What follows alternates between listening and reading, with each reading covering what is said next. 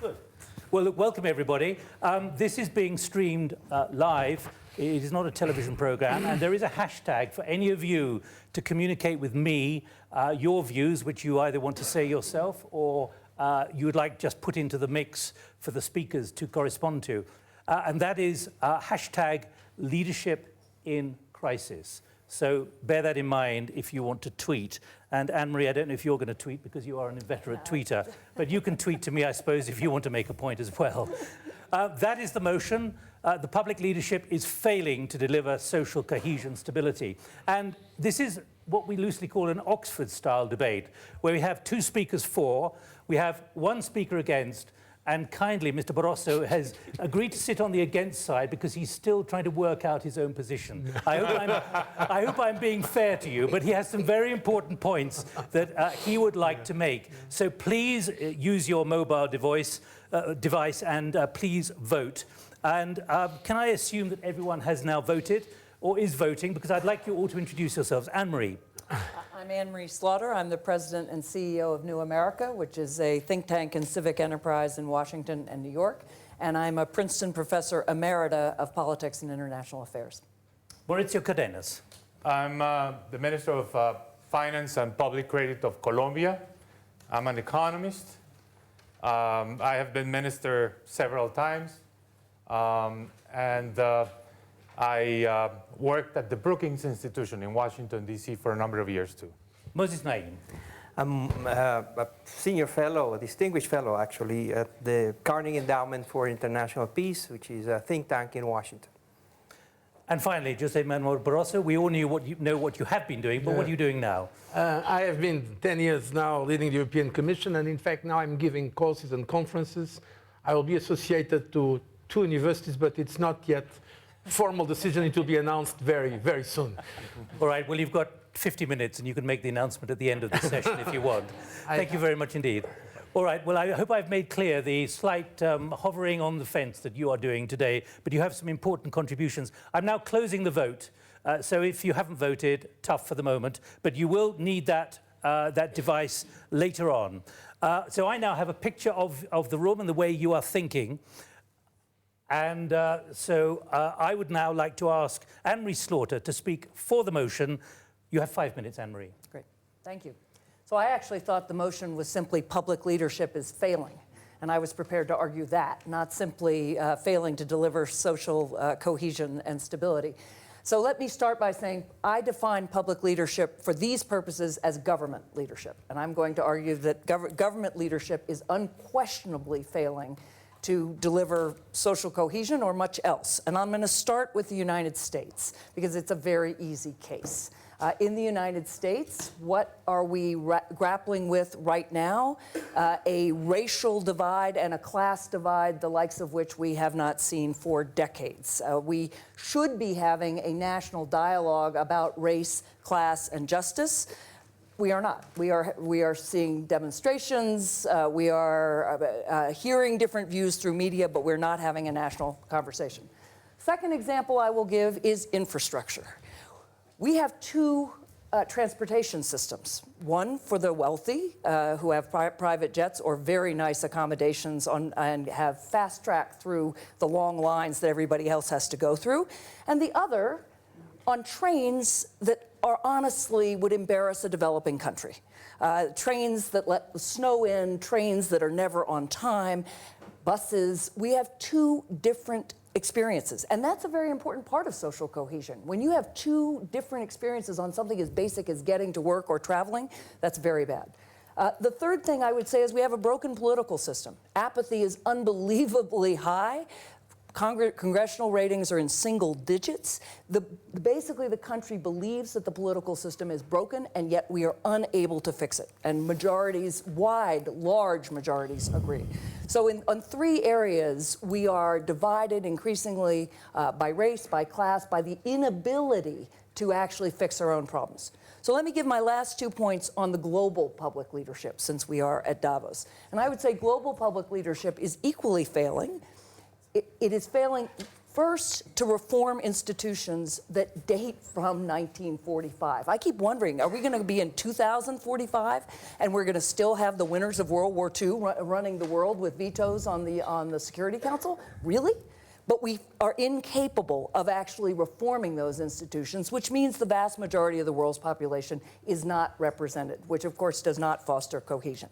And the last thing I will say is we have a global financial system that invests in instability, right? We know that large asset managers, sovereign wealth funds, pension funds, they benefit enormously from stability and predictability. They're long-term investors, and you can do the numbers. The differences between stable investments and instability are the difference between 45% return and 18%. And yet we have no mechanism for corralling investment in long-term stability, in long-term governance, in long-term civil society. So I will conclude by saying the governments of the world are starting to do something about social impact investing, but the real public leadership we need is not simply the governments. It is all of you. It is the heads of sovereign wealth funds and pension funds and major asset managers learning to, coming together and investing in impact investing, development finance, civil society funding, the kind of thing that would invest in long-term stability and cohesion in different countries, but that global leaders are not doing. I very much hope private leaders will. Thank you, Anne-Marie. The first 5 minutes, exactly, from Anne-Marie Slaughter for the motion. I will be coming to the floor for 30 minutes afterwards to hear your views for and against. It would be great to know which side of the fence you are on or whether the argument is shifting you as well. Let's now move to the first view against. Maurizio Cardenas, the floor is yours for 5 minutes. Well, thank you. Let me make a case for why I think it is not a valid proposition that public leadership is failing.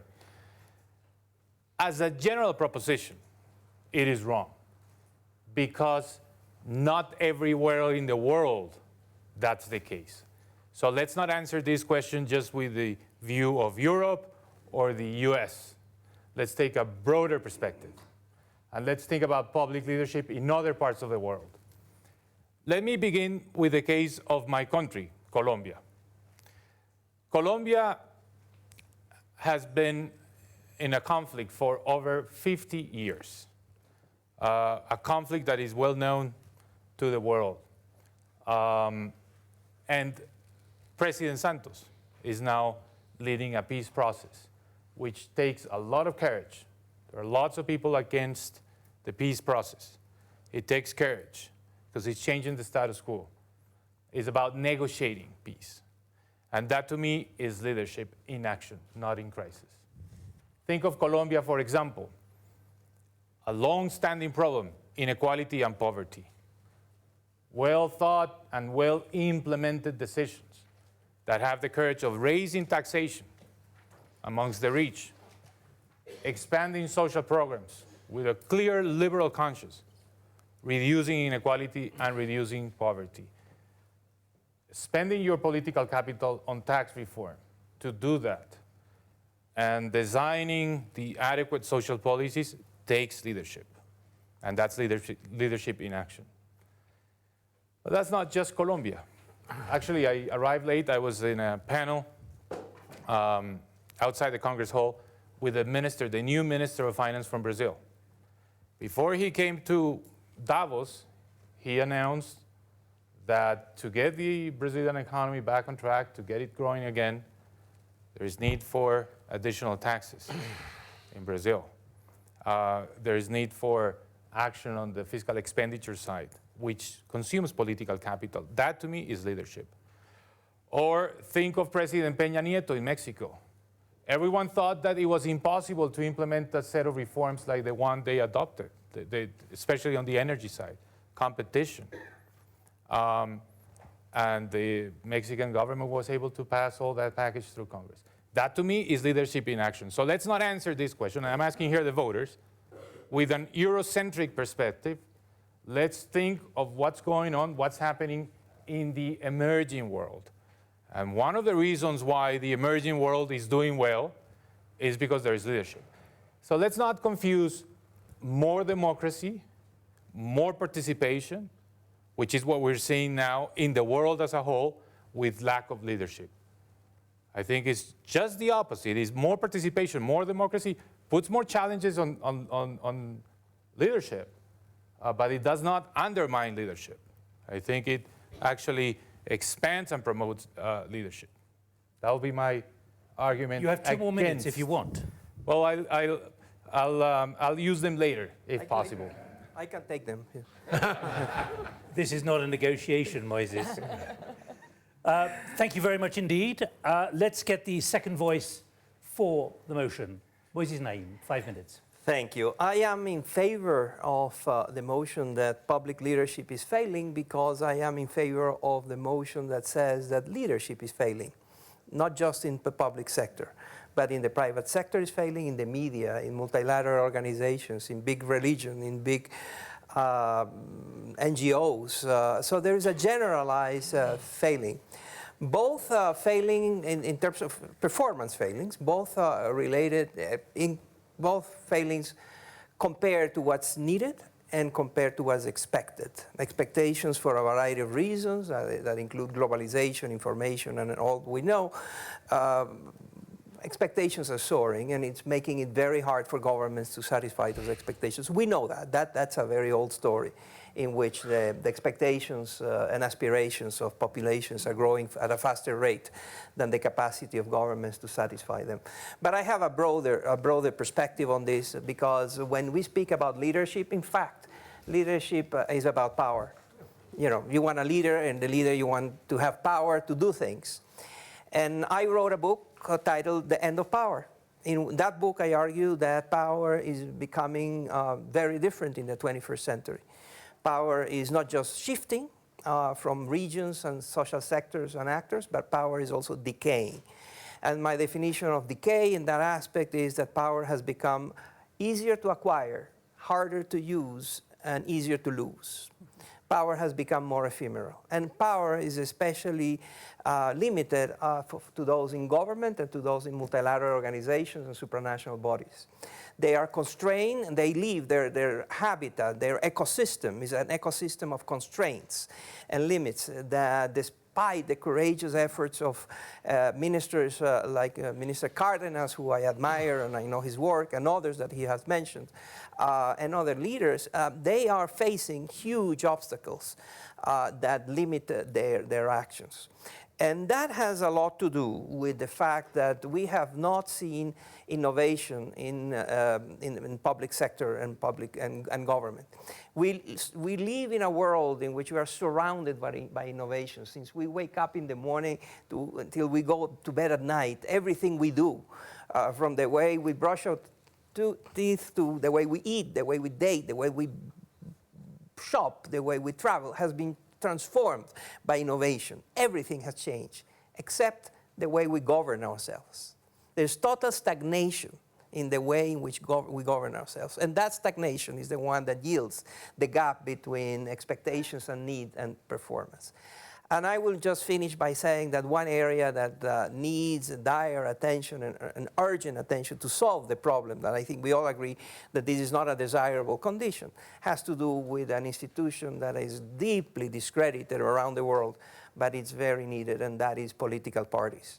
So if there is a need, there is a need. Everybody that likes political parties that are seeing as exclusionary, oligarchic, corrupt, old, slow-moving, and untouchable. But we need political parties for democracies. We cannot have a democracy based on NGOs, on movements, on sentiments, on cathartic marches that go in the streets and end up in nothing. We need political parties that are capable of taking the energies and the expectations of the populations and convert them into action plans for governments. Moises Naim, thank you very much indeed.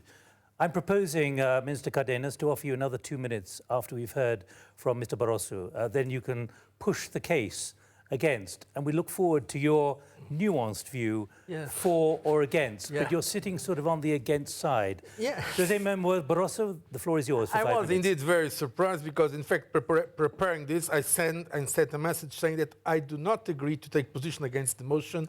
My vision is much more nuanced, and I said, for me, the crucial point are the conditions and constraints that public leaders face nowadays.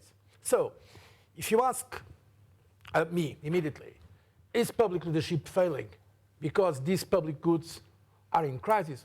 Of course, these public goods are in crisis. Social cohesion and stability. So we should put the responsibility prima facie on leadership. Leaders are responsible. This is obvious. I would say too obvious. The real problem is the problem that I think now Moise Naim mentioned. It's a more general problem. And that would be the proposition I would like to agree with. It is the forms of power, the nature and the quality of power has changed dramatically. And today leadership faces completely new challenges than before. And this is the important point. And that's what I can bring, I think, useful to our debate, based not on such important academic work like some of you have done, but on my practice of these 10 years leading the European Commission, and before 12 years in the national government, including Prime Minister. It's completely different. Today's decision-making, and I can tell you, on the financial crisis, has nothing to do with what was, for instance, in Europe. I was at that time a very young foreign minister participating in the European Council with Jacques Delors, with François Mitterrand, with Helmut Kohl. Sometimes we tend to idealize the past, to believe the problem now is with leaders.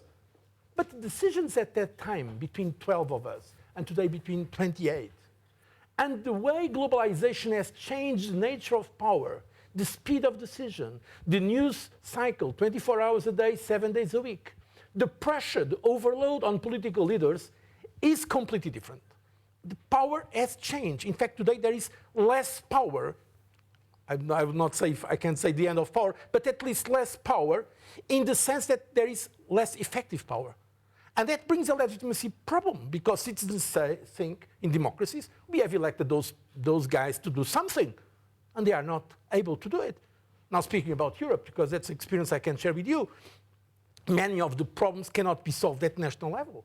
Even the biggest and the more important governments, on their own, they have not all the instruments to solve the problems. So there are no longer the instruments at the national level, but they are not yet at the supranational level. And we are in that transition phase. So it's a much more complex issue. That's why I told you I know it's more sexy to be for or against. I know it's much more attractive. But sometimes life is complex. And I think we are not making a service to leadership today if we just say that leadership is failing, because in that case, we are underestimating the fact that Mr. Cardenas said that there are good and bad leadership. That's an important point. Secondly, we are, in a way, putting the blame on leadership. And I don't think it is fair to put the blame on leadership. The conditions are now much more complex. So yes, there are leaders who are able to respond, others who are not able to respond. There are problems of responsibility there. But I think the problem, I repeat, is much more general, has to be with the new constraints, the new conditions of exercising power in the age of globalization, with profound changes, not only in the economy, in the finance, but in the cultural and also in the attitudes towards democracy.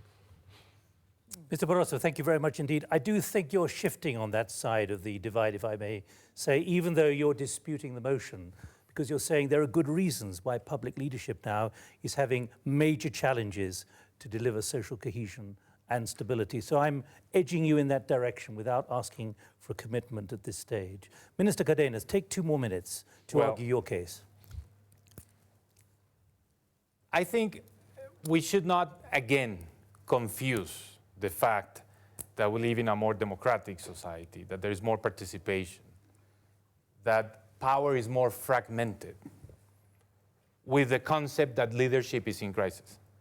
I think one does not lead to the other. We could say, and I could agree, that exercising leadership is more difficult, is more challenging. But the fact that there is more participation, that more people want to have a voice, that leaders have to take into account more forces and more complex dynamics, does not mean that leadership is in crisis.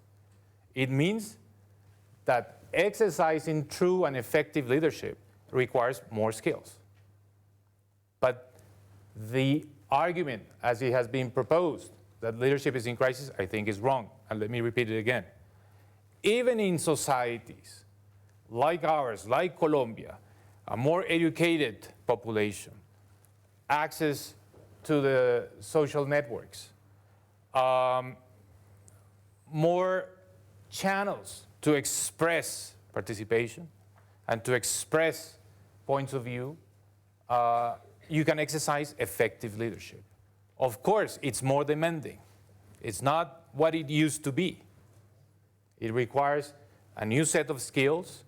You have to be connected with the population. You have to be participating and engaged in the debate. But let me put it in a way that I think encapsulates the concept. More fragmentation of power requires more leadership in each segment.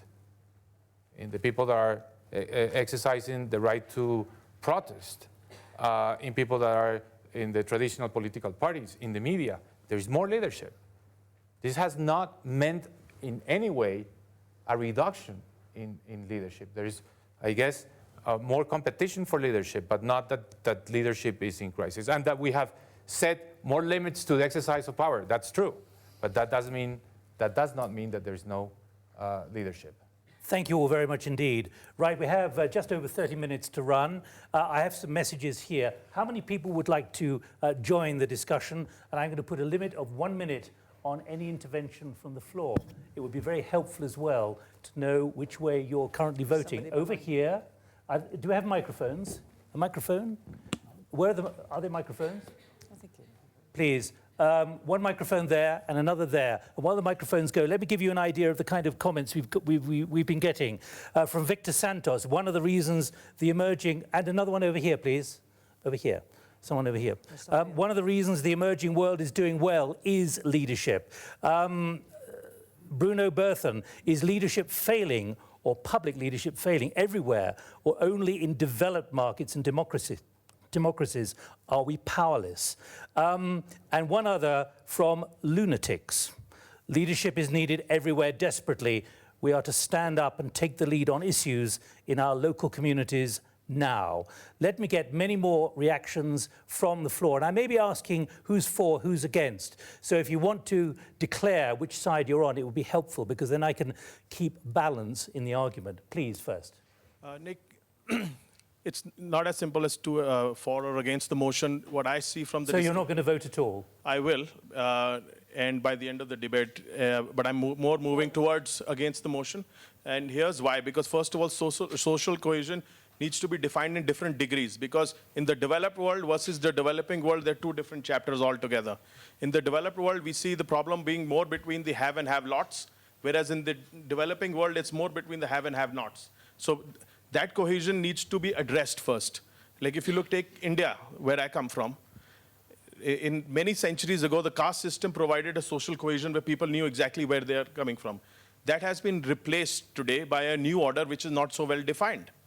And that is why there is a certain degree of turmoil. Now, coming to leadership, leadership under its current democratic abilities in the developing world, I think is doing fairly well. We have moved from a long-term government of one single family party into 3 decades of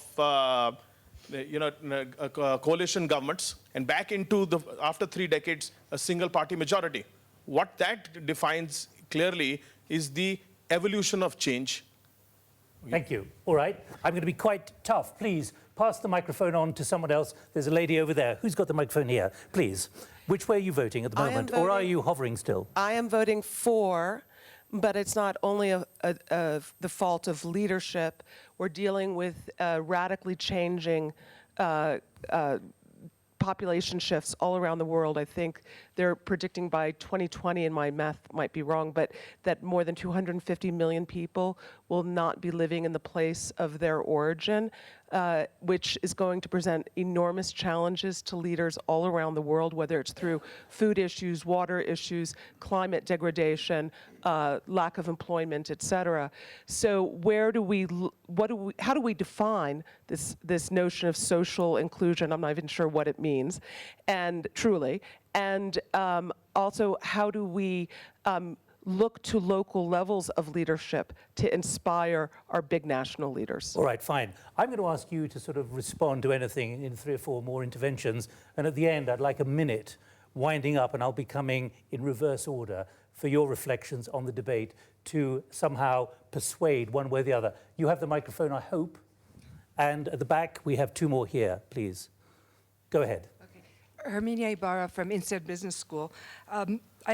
Which way are you moving?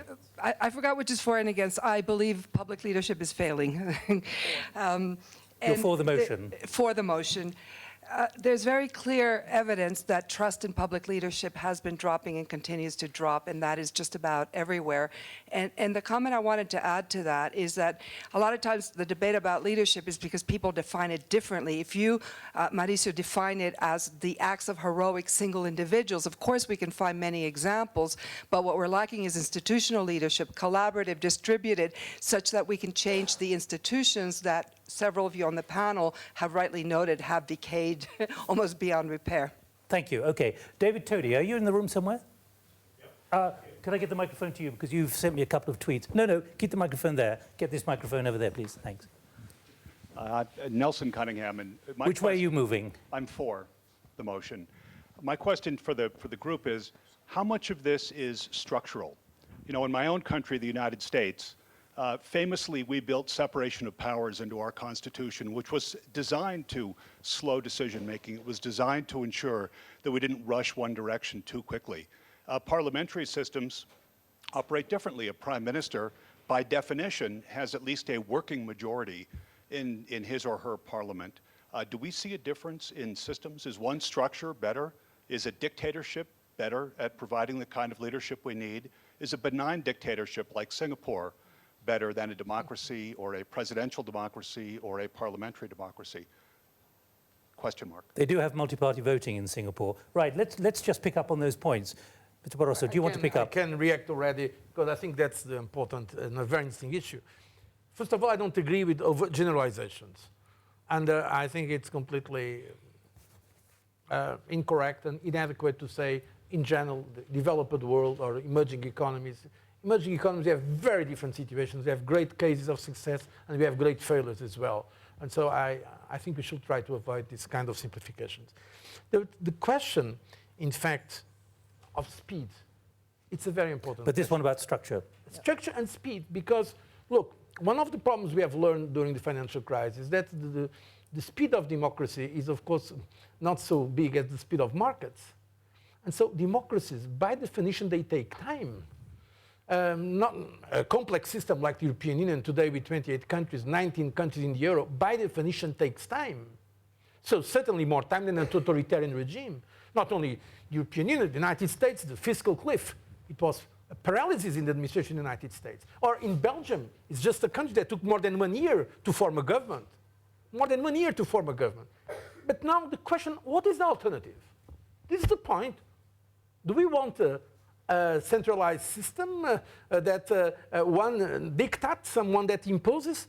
I continue to think that democracy, with all its imperfections, is better and in the long term provides more stability and effective responses than any centralized system. Let me keep your power. focus on leadership and the ability of leadership to handle this enormous change. Anne-Marie Slaughter.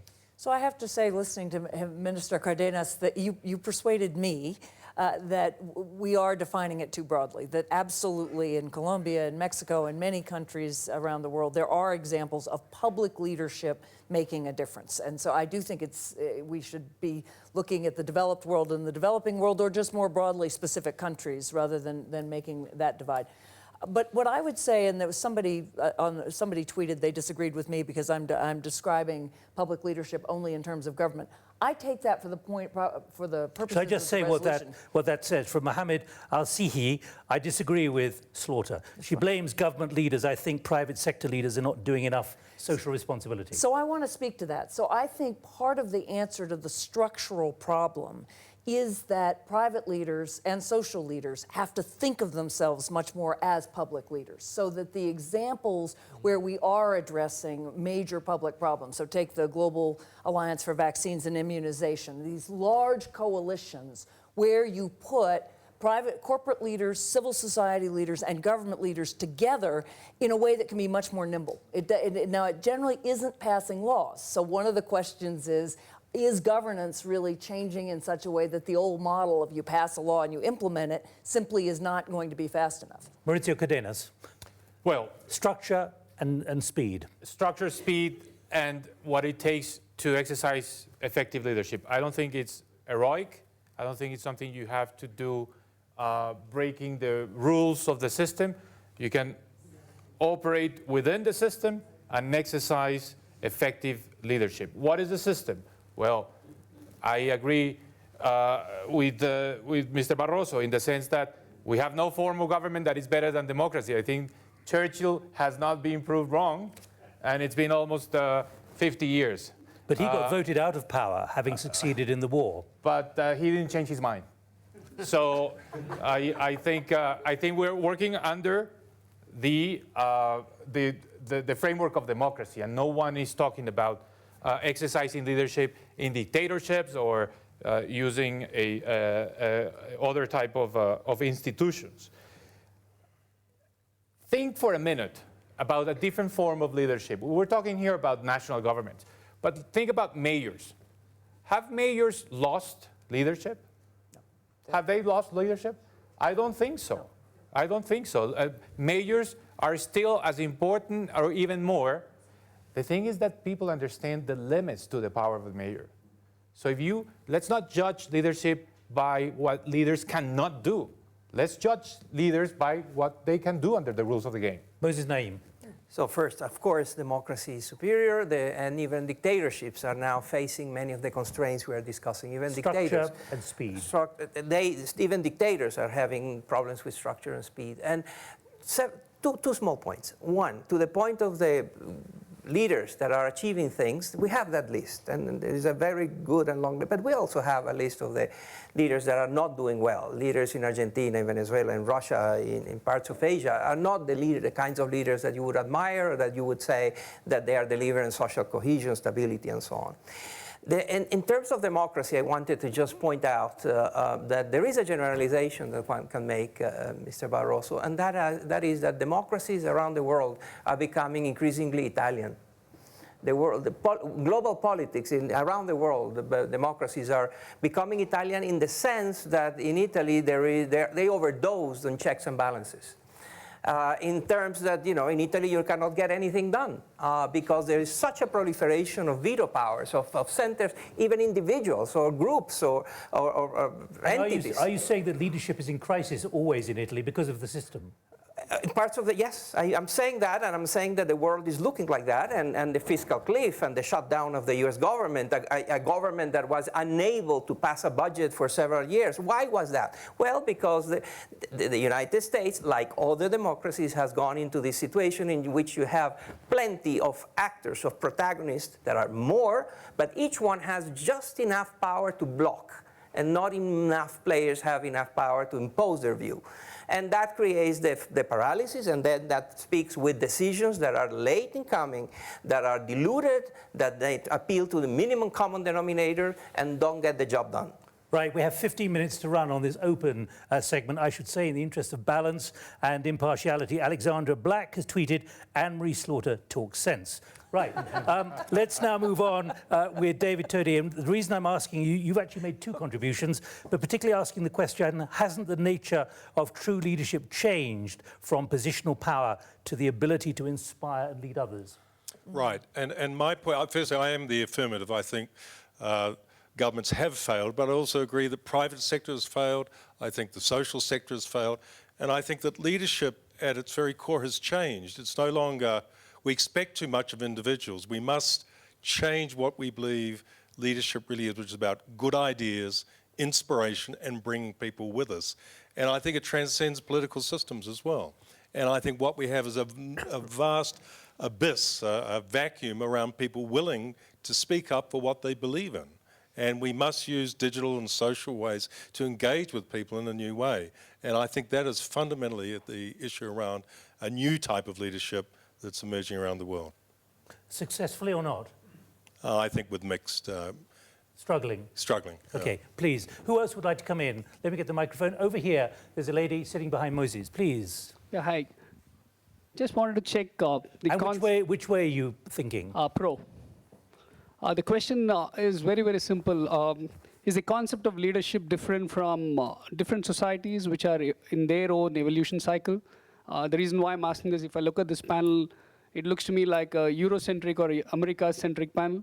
I don't see any Asian voice there, or if you can give some examples of comparing Asia versus the US.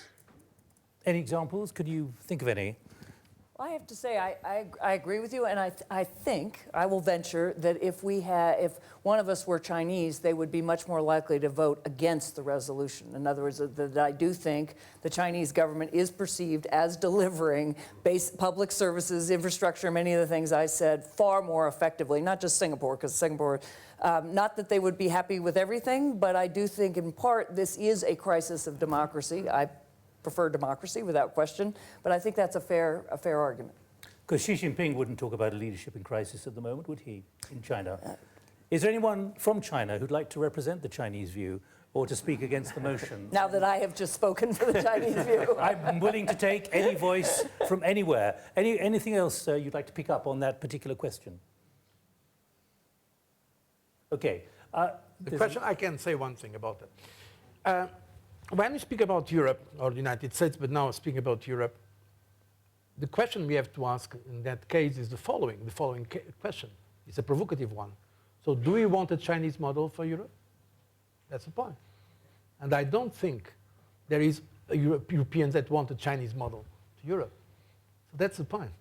So it's very easy to say that leadership is more efficient in some other systems, but afterwards we have to ask, do we want that kind of leadership? And I don't know any public in Europe today that pretends to have a Chinese model of leadership in Europe. Without, for instance, rights of trade unions. We have to discuss with trade unions. Of course there are strikes. But do you prefer the opposite? That's the question. All right. But what about publics in Africa? Right? Excuse me? What about publics in Africa? In other words, that there are publics in other countries that would look at how China's developed and would look at the crisis in Europe and the US and maybe think, this is a way of government that gets things done. That's why I think it's important to make the point that leadership are not always, that leadership matters, that there are good and bad cases of leadership. Right, let's get two more views, please. There's a lady behind Moses. I'm sorry, I can't see you. Yeah, it's fine. I'm Mary Galletti. I'm a global shaper from the Washington, D.C. hub. Which way are you thinking? I think I'm against the motion. And Tell us your reason. You live in Washington? I know. But I've been convinced through this conversation. I know. We can fight about it later. Anne-Marie, don't influence the vote in that way. That's harassment. So I actually harassment. have evolved over the course of this conversation, and I think the reason is we are at this moment defining leadership as the way people feel and what they can see. And so the reason that leadership seems to be working in the developing world is because people can actually see the road being built. They can see the schools being built. There's a thing they can touch. Their lives are markedly different in a way that they can put a case around. Whereas in the United States, in the developing world, it seems as though leadership is much more ephemeral, right? Barack Obama signs an executive agreement that means at some point in the next 6 to 12 months, maybe, 500 or 50,000 more people will have access to a set of visas in a lottery system that's really complicated. So they can no longer do the connection between my mother gets to come to the United States and stay because of that signature. In the way that in China, while I would never want the Chinese system, I can see my kids get to go to a school that didn't exist 20 years ago on a road that I can drive on because I now have enough money to do that. So I think I'm on the I'm against for that reason. Okay, right. But would you like to repeat your facial expression at the end? Probably not right now, no. Right, pass the microphone back to Michael and then to Mabel, please. Introduce yourself if you want. I'm Mabel, and I do think that our leaders are failing us. And I'm especially worried about the fact that it seems that the whole values framework, which I think ultimately our leaders need to defend, justice, equality, compassion, I mean, there are very few leaders who are standing up for it and guiding us. But I also wonder then whether isn't it that when the leaders fill the people, aren't then the people supposed to make the leaders lead? And to which extent are we responsible ourselves for not demanding better leadership and making sure that we get it? How do you do that? I guess voting for less mediocre leaders. You know. That's the point. And joining political parties. So the political parties. But, Minister, let me just ask you, I mean, would you like to respond to that directly? I mean, you are a serving minister sitting here on this platform. Voting for less mediocre leaders, that's making a very significant judgment about the way people see leaders in the way that they don't understand necessarily the challenges that someone like you is now facing. I think the way to deal with that, if the idea is to elect better leaders, is to have better elections. Elections where there is more information, where you really get a sense of what the platforms are, of where you really have the elements to exercise your vote with all with the conscience and the information that it requires. I would agree that political parties play a very important role. It is of the essence of the democratic system. So, but electing better leaders, I think, talks more about the elections than leaders. And maybe we have to do something about elections. Just, can I come in? Please. Just a very important point that was made. The question I want to put to complicate things further is the following. But why is it happening now? I mean, is that because the leaders today are less compassionate than before? They are more stupid than before? They are more incompetent than before?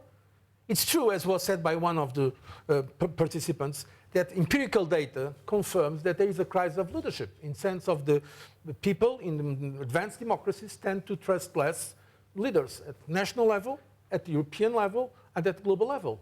If you ask people about the efficiency of the United Nations or the IMF, if you ask people about the efficiency of the European Union, if you ask people about the governments and the parties in Europe, in the Eurobarometers we have, people, they have mistrust about institutions at European level, but they have even much more mistrust in general about their national or party leaders. So is it because the public is now much better informed, partly, electronically and digitally? Partly. So my point is the following. It is not because the quality of leaders suddenly became completely different. It's because the nature of power has changed dramatically.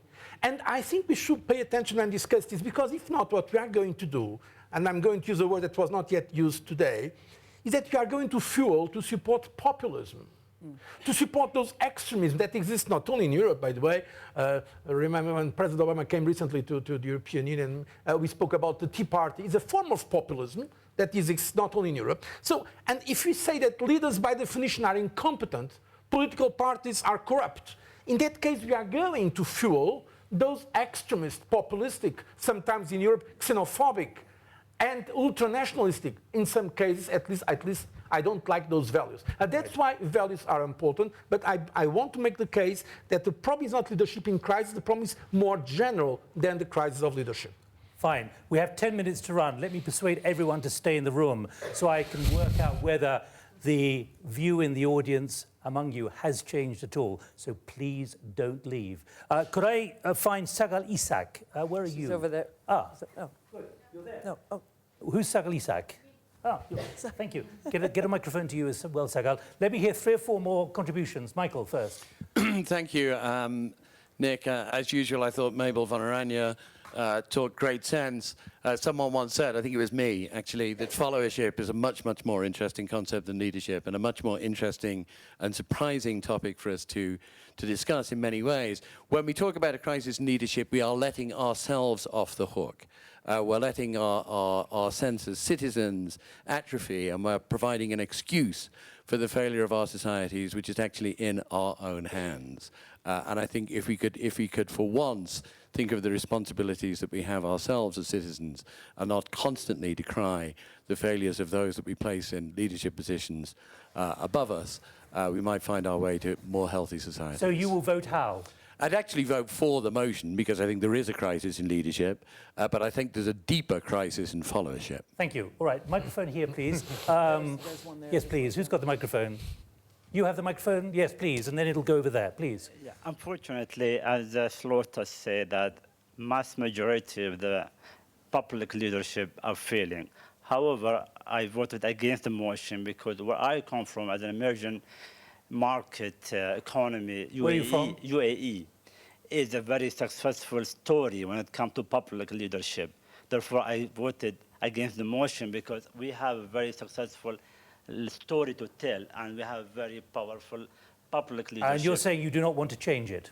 We are very happy with what we have achieved, and we have been very successful in all terms, in all aspects, and that has been also monitored by the WEF and competitiveness. Thank you. The UAE. Good. Over here, and then over here, and then I'm going to close the floor. Please, you have the microphone, I hope. Thank you.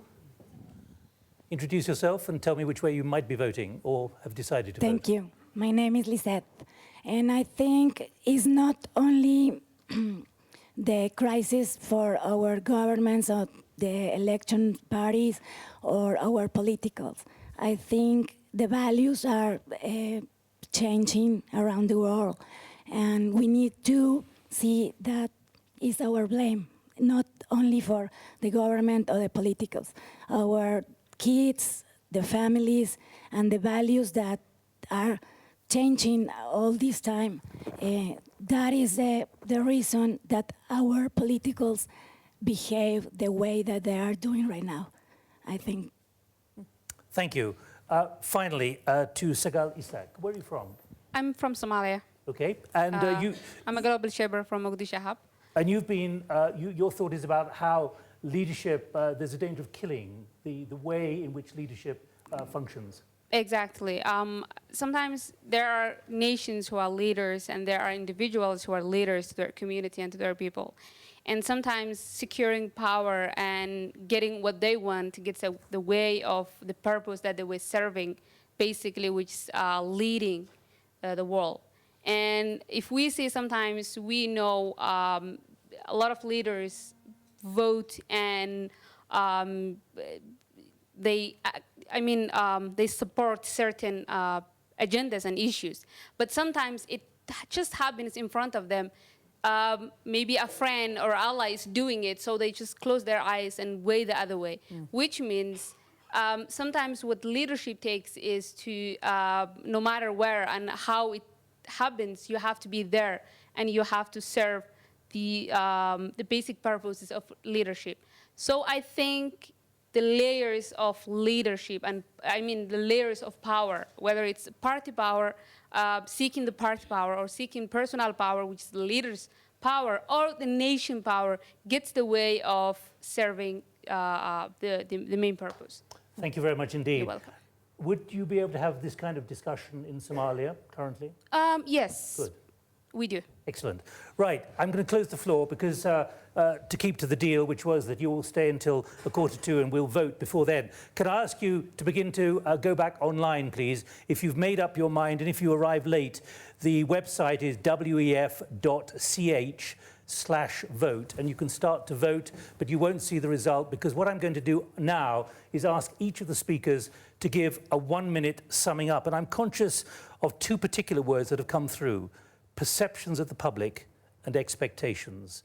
Jose Manuel Barroso, you have a minute. Yes, there is a problem of perceptions and expectations today because of the changes we had also in the nature of power. And even the values and the quality. Let me just give an example. Traditionally, it was considered a very important political quality, prudence. From the classic Greeks, that they like prudence. This is something that today it's not certainly rewarded. Decisions have to be taken now. And this perception, this frustration, explains the perception of the crisis of leadership. I think the discussion was, from that point of view, extremely interesting because we saw points of convergence even on both sides of the motion. I'm sorry if I was trying to complicate a little bit things, but I really believe that, yes, we have problems of leadership, but it will be a reductionist view, it will be an oversimplification to attribute to the failings of leadership the current problems we have. We need a much deeper analysis. That was the contribution I wanted to give to our debate. Let me, even though I'm begging a little more of the time, can those in leadership, whether corporate or political or public service, become aware of the scale, but also reconfigure the way they do their job or not? The way they've done it for years. They are aware, and then I can give you my personal testimony. I've been in these last 10 years in extremely difficult moments with the financial crisis when we had around the table those who had to take the decisions. And I can tell you, for instance, several times I've heard one or two of the participants saying, look, we have to take a decision, whatever the decision. We have 300 journalists out there. We have to come with a decision. And this was not happening in 1992. So the current leaders are under a complete new set of pressures and challenges that is of a different nature, I repeat, of in democratic terms. Not only because of, technological and communication information, but because of migration, because of cultural values. And so I think we have to be careful when we point the finger to leadership, because yes, certainly there are failings, and I agree with what Anne-Marie Slaughter said in some of her comments, but the point is that it's more general than leadership.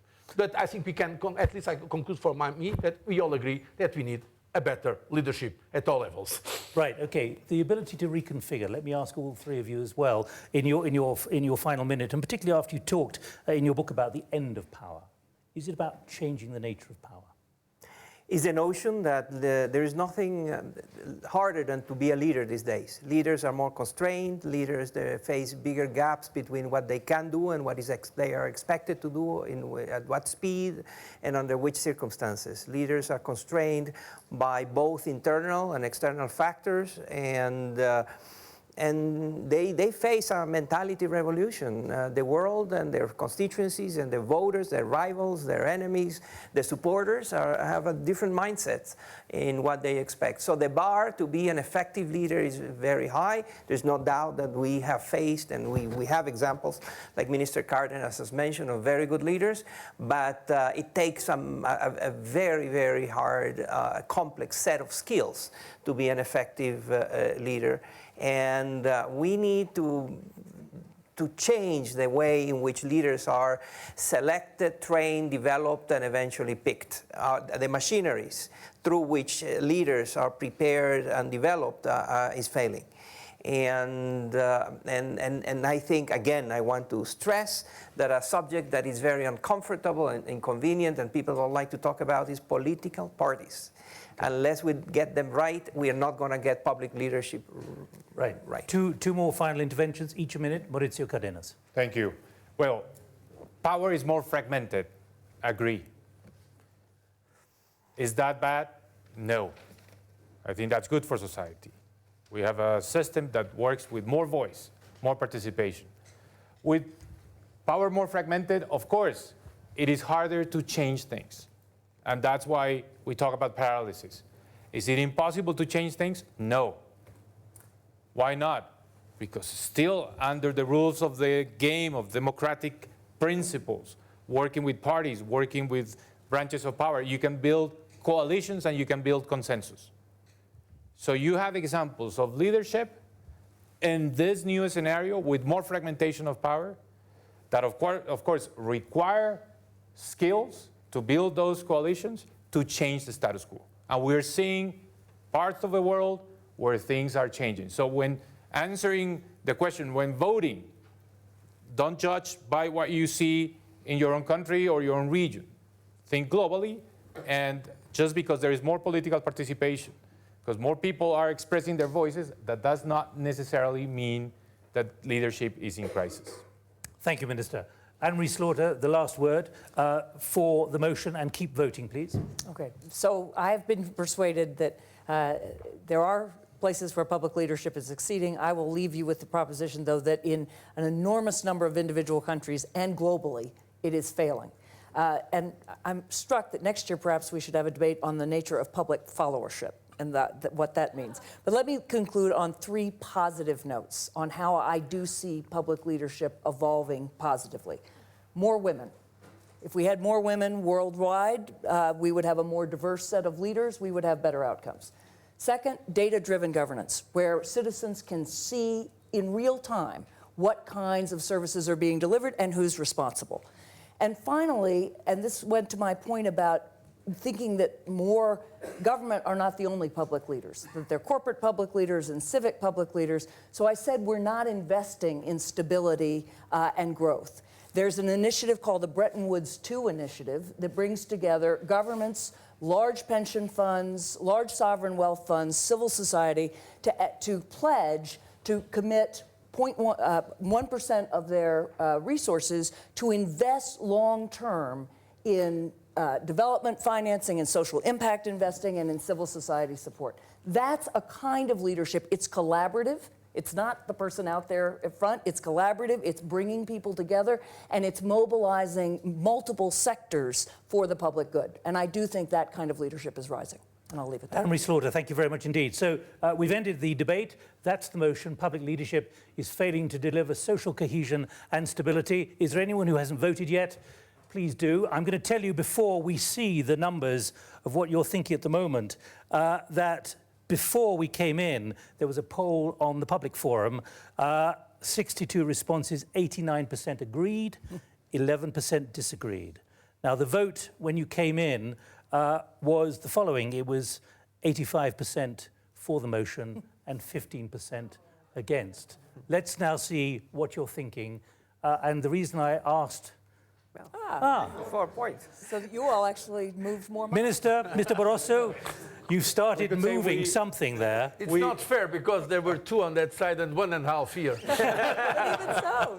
I can't claim that's democracy. I'm not declaring anything except that the motion was passed. And let me just, in concluding, just quote to you what Chiara Pielieri, I think an MEP, has just tweeted. In my view, leadership's conditio sine qua non is crisis. Otherwise, leadership would not exist. Can I thank you all very much indeed? And we finished on time as planned. Thanks for coming. Well moderated, Nick. Thanks, Anne-Marie. Hi, Thanks, Moises. Thank you, Minister. Thank you very much. Enjoy very much. Welcome, Dr.